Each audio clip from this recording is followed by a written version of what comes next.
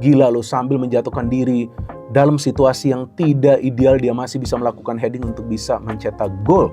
Ramon Tanque setelah ada 4 peluang kalau salah sebelum gol tersebut terjadi, satu sempat membentur mister gawang dengan tendakan geledek yang begitu berkualitas, yang begitu luar biasa. Bahwa secara taktik Boyan Hodak itu lebih responsif daripada Fabio Lefundes. Prediksinya gimana? 1-0 Persib Bandung. Gua ngelihat 3-1 untuk Persib. Bantai habis pasut etam atau Borneo FC dengan skor 3-1. Waduh. Dan menurut hemat saya teman-teman, para pemain Persib bisa bangkit karena mereka menunjukkan determinasi yang kuat untuk bisa meraih kemenangan. 2 kali kekalahan beruntun pas kemarin versus Bali United dan saat ini pun versus Persib Bandung. Waduh. Ya bukan artinya saya mengatakan Dwiki pemain yang jelek, enggak juga, ya kan? Tapi dia gak bisa mengimbangi pressing dari para pemain Persib yang mereka lakukan di tengah. Remontada lagi. Remontada is real bagi Persib Bandung.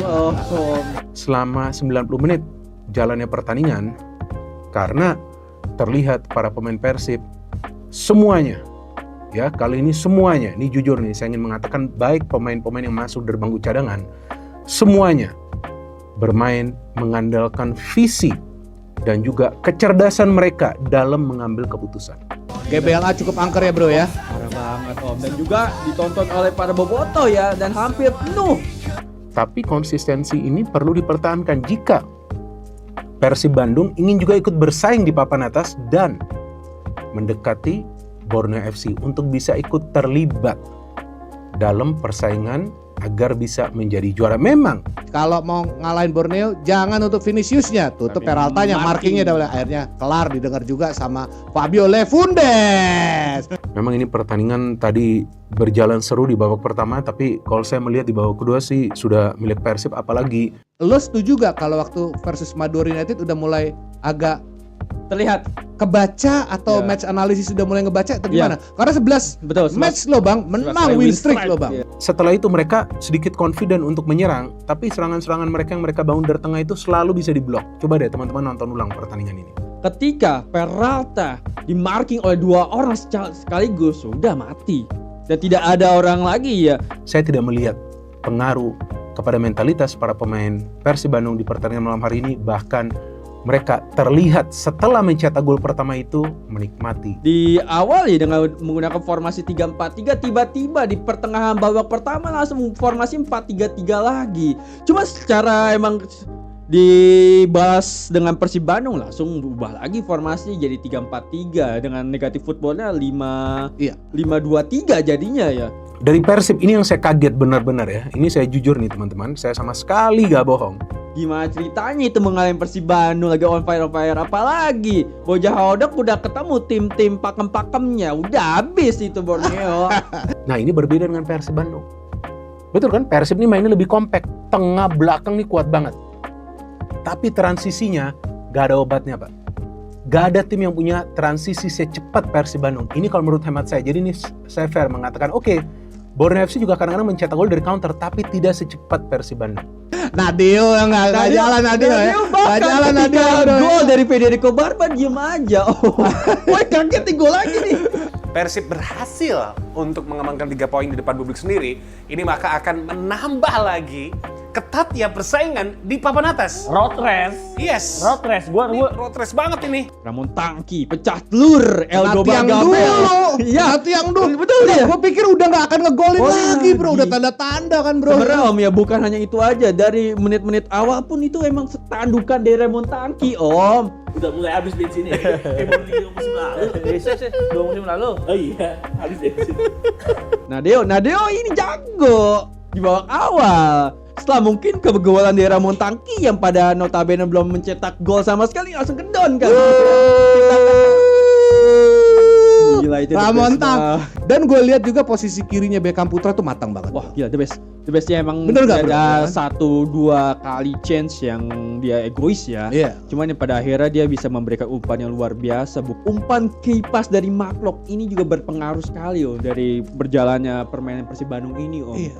ketika 1-1 itu kayak nyawanya tuh brrrr gitu loh bro. Iya. Salut banget lah sama besutan Bojan Hodak. Wah, Ya mungkin mentalitasnya karena tuh. tim ini sudah berpengalaman ya kan, back to back win ya kan. Betul. Mau ngejar Bagaimana tripit. menyikapi remontada ini ya kan, menyikapi dari ketinggalan down by 1, down dari Iya. ketinggalan 2 gol dari Selangor ya, Iya. tempo hari ya kan.